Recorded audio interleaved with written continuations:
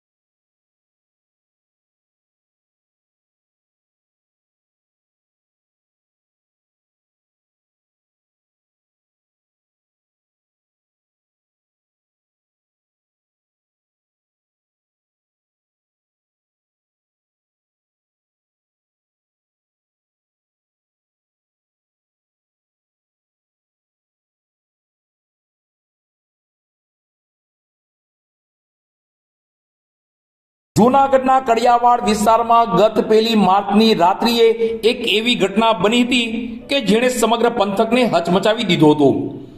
વર્ષોની મિત્રતા ક્ષણવારના આવેશમાં લોહીથી ખરડાઈ હતી।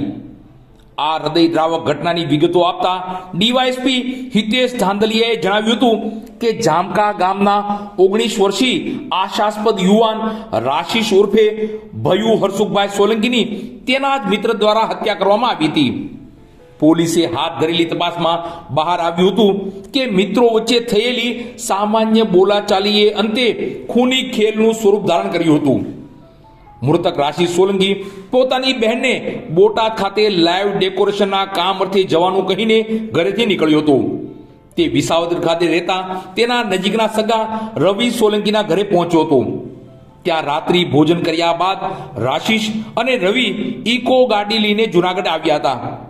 જૂનાગઢમાં તેઓ તેમના અન્ય 3 મિત્રો મિત સોલંકી, રોનક ચૌધરી અને હર્ષદ સોલંકીને ઇસ્કોન ચોકડી પાસે મળ્યા હતા।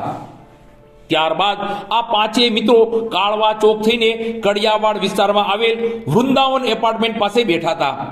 કોઈને અંદાજ પણ નહોતો કે આ મુલાકાત રાશિશના જીવનની છેલ્લી મુલાકાત સાબિત થશે। કડિયાવાડમાં બેઠા હતા તે દરમિયાન રાશિશ અને આરોપી રોનક ચૌધરી વચ્ચે સામાન્ય મજાક મસ્તી શરૂ થઈ હતી। જો કે આ મજાક મસ્તી જોતામાં ગાળાગાળી અને ઉગ્ર બોલાચાલીમાં ફેરવાઈ હતી। ઉશ્કેરાટમાં આવી ગયેલા રોનક ચૌધરીએ ભાન ગુમાવ્યું હતું અને પોતાના પેન્ટના નેફામાં છુપાવી રાખેલ છરી કાઢી અને રાશિશ પર જીવલેણ હુમલો કરી દીધો હતો। હુમલો કર્યા બાદ રોનકે હાજર અન્ય મિત્રોને પણ ધમકી આપી હતી કે જો આ વાત કોઈને કહેશે તો તમામને તકલીફ પડશે। હુમલા બાદ ગંભીર રીતે ઘવાયેલ અને લોહી લુહાણ હાલતે રાશિશને તાત્કાલિક જૂનાગઢની સિવિલ હોસ્પિટલ ખસેડવામાં આવ્યો હતો। આશ્ચર્યની વાત તો એ હતી કે ગુનો આચર્યા બાદ આરોપી રોનક પોતે પણ અન્ય મિત્રો સાથે તેને હોસ્પિટલ લઈ ગયો હતો। મૃતકના પરિવારોને શરૂઆતમાં માત્ર એટલી જ જાણ કરવામાં આવી હતી કે રાશિશને ક્યાંય લાગી ગયું છે। જોકે ઈજાઓ અત્યંત ગંભીર હોવાથી જૂનાગઢના તબીબોએ તેને વધુ સારવાર માટે રાજકોટ રિફર કર્યો હતો, જ્યાં ટૂંકી સારવાર બાદ આ 19 વર્ષીય યુવાનનું કરુણ મોત નીપજ્યું હતું। ઘટનાની ગંભીરતાને ધ્યાને લઈ પોલીસે તપાસ તેજ કરી હતી અને ગણતરીના કલાકોમાં જ આરોપી રોનક ચૌધરીની ધરપકડ કરી હતી। પોલીસે આરોપીને કડિયાવાડની હત્યા સ્થળે લઈ જઈ અને સમગ્ર ઘટનાનું રિકન્સ્ટ્રક્શન કરાવ્યું હતું।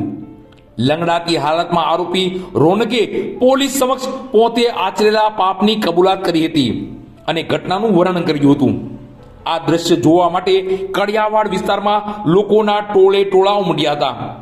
પોલીસ તપાસમાં સામે આવ્યું હતું કે આરોપી રોનક મજૂરી કામ કરતો હતો। માત્ર સામાન્ય બોલાચાલીમાં મિત્રએ જ બીજા મિત્રના જીવનો અંત આણી દીધો છે।